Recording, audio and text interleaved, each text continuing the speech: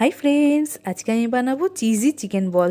রান্নাটা please please please পুরোটা দেখো, আশা করি তোমাদের ভালো লাগবে। আর আমার রান্নাটা যদি তোমাদের ভালো লেগে থাকে তাহলে আমার চ্যানেলটাকে প্লিজ প্লিজ প্লিজ সাবস্ক্রাইব করো, আমার ভিডিওটাকে লাইক করো আর অনেক অনেক অনেক শেয়ার করো।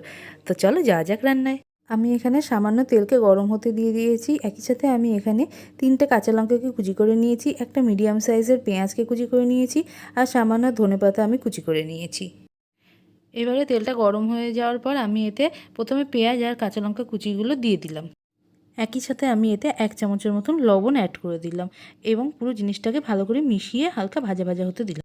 দেখো পেঁয়াজ লঙ্কাগুলো হালকা ভাজা ভাজা হয়ে গেছে। এবার আমি এতে চিকেন কিমাটা অ্যাড করে দেবো। এখানে আমি 250 গ্রাম চিকেন কিমা অ্যাড করলাম। পুরো জিনিসটাকে আমি এবার তেলের সাথে খুব ভালোভাবে মিশিয়ে নেব। পুরো জিনিসটাকে কিছুক্ষণ তেলের সাথে নাড়ানোর পর আমি এখানে অ্যাড করে দিলাম 1 চা চামচের মতন হলুদ গুঁড়ো।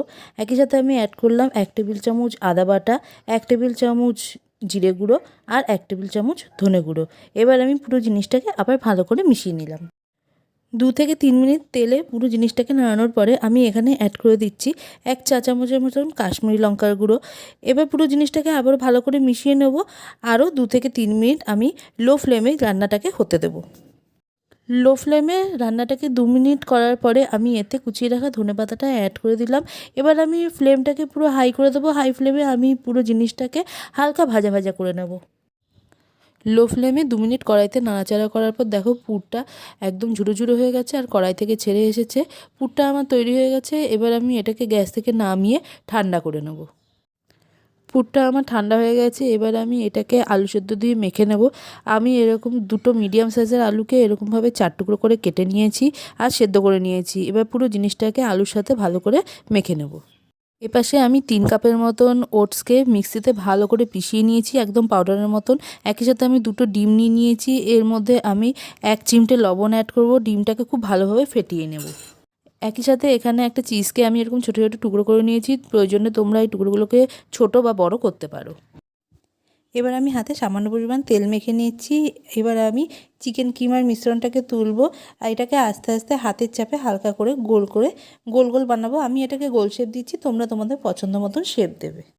তো এবার আমি এর মাঝখানে একটা ছোটো মতন জায়গা করে নিচ্ছি, তাতে আমি কেটে রাখা চিজের একটা টুকরো দিয়ে দিচ্ছি এবং মুখটা বন্ধ করে আবারও আগের মতন গোল করে নিচ্ছি। তো প্রথমে আমি এটাকে যে ওটসের গুঁড়ো বানিয়ে রেখেছিলাম সেই ওটসের গুঁড়োর মধ্যে ভালো করে মাখিয়ে নেব। এরপরে আমি এটাকে ফেটিয়ে রাখা ডিমের মধ্যে দিয়ে দেবো, দিয়ে ভালো করে এটাকে মাখিয়ে নেব। তারপরে আমি সেটাকে আবারও ওটসের গুঁড়োর সাথে ভালো করে মিশিয়ে নিয়ে এটাকে আমি তুলে রাখবো। তো এইভাবেই আমি বাকিগুলোকেও বানিয়ে নেব। তো দেখো আমি এরকম বড় বড় গোল গোল শেপ দিয়ে নিয়েছি। তোমরা তোমাদের পছন্দ মতন শেপ দিয়ে বানাবে। এবার আমি কড়াইতে একটু বেশি করে তেল নিয়ে নিয়েছি, তেলটাকে গরম হওয়ার অপেক্ষা করব। দেখো তেলটা গরম হয়ে গেছে। এবার আমি এতে বানিয়ে রাখা চিকেন বলসগুলো দিয়ে দেবো। প্রথমে একদম লো ফ্লেম করে 2 থেকে 3 মিনিট তেলে ভাজবো। তাহলে কী হবে, ভেতরে যে মশলাগুলো আছে সেগুলো ভালো মতন রান্না হয়ে যাবে। তারপরে আমি একদম হাই ফ্লেম করে ডিপ ফ্রাই করে নেব। তো দেখো এরকম হালকা ব্রাউন কালার হয়ে আসবে, তার মানে এটা ভাজা হয়ে গেছে। এবার আমি এগুলোকে তুলে নেবো এবং বাকিগুলোকেও আমি সেমভাবে ভেজে নেব। তো দেখো বন্ধুরা, ইয়াম্মি চিজি চিকেন বলস তৈরি হয়ে গেছে।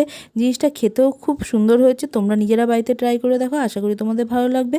আর আমার ভিডিওটা যদি তোমাদের ভালো লেগে থাকে তাহলে আমার চ্যানেলটাকে প্লিজ প্লিজ প্লিজ সাবস্ক্রাইব করো, আমার ভিডিওটাকে লাইক করো আর অনেক অনেক অনেক শেয়ার করো। তো দেখা হবে নেক্সট রেসিপিতে। Bye, thank you.